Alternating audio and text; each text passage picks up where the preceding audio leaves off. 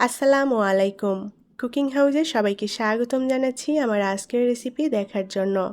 করলার ভীষণ মজাদার একটি রেসিপি নিয়ে চলে এসেছি। আজকে রান্না করব করলার চচ্চড়ি।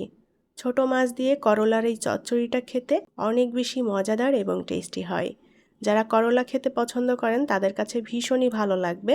আমি আজকে যেভাবে এই করলার চচ্চড়িটা রান্না করেছি এভাবে রান্না করলে খুবই মজাদার হয় আর এটা খেতে একদমই তিতা হয় না। তাহলে চলুন কিভাবে করলার চচ্চড়ি রান্না করি সেটা দেখে নেই।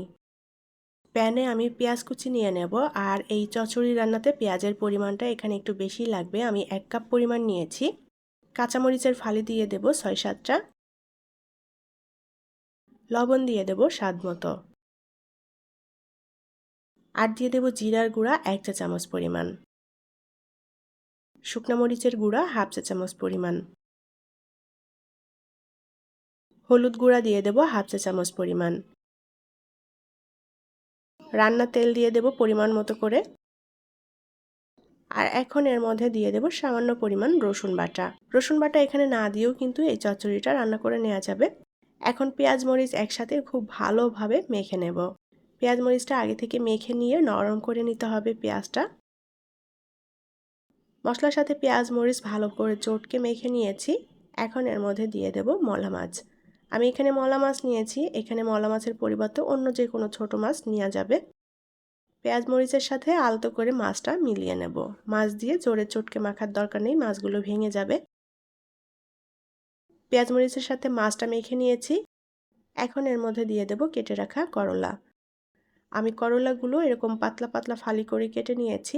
পরিমাণে যে যতটা রান্না করতে চান সেভাবে নিয়ে নিতে হবে। আমি এখানে ছোট 4টা করলা নিয়েছি। এখন আলতো করে সব কিছুর সাথে করলাটা মিলিয়ে নেব। করলা দিয়েও জোরে চটকে মাখার দরকার নেই, জোরে চটকে মাখালে করলাটা তিতা হয়ে যাবে। আলতো করে জাস্ট মশলার সাথে মিলিয়ে নিতে হবে। করলাটা মিলিয়ে নিয়েছি সব কিছুর সাথে। এখন পরিমাণ মতো করে পানি দিয়ে দেব। চচ্চড়িতে খুব বেশি একটা পানি লাগে না, তরকারি সমান সমান পানিটা দিলেই হয়ে যাবে। পানিটা দিয়ে ভালো করে মিলিয়ে নিয়েছি। এখন চচ্চড়িটা রান্না করে নেব। চচ্চড়িটা আমি চুলায় বসিয়ে দিয়েছি। এখন হাই হিটে আমি করলার চচ্চড়িটা রান্না করে নেব। হাই হিটে রান্না করে নিলে করলার এই পানিটা তাড়াতাড়ি শুকিয়ে যাবে আর করলাটাও দেখতে একটু সবুজ সবুজ থাকবে। আলতো করে একটু নেড়ে চেড়ে দেব।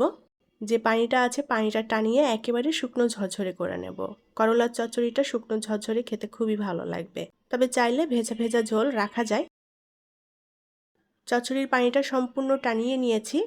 এখন একটু উপর নিচ করে চচ্চড়িটা উল্টাপাল্টা করে দেব যাতে চচ্চড়িটা সুন্দর মতো মজে যায়। এই পর্যায়ে চুলার আঁচটা অল্প রেখেছি যাতে পুড়ে না যায় চচ্চড়িটা।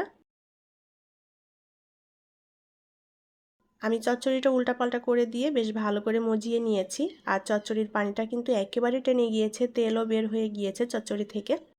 তো চচ্চড়ি রান্না পুরোপুরি কমপ্লিট। এখন এটা নামিয়ে পরিবেশন করব।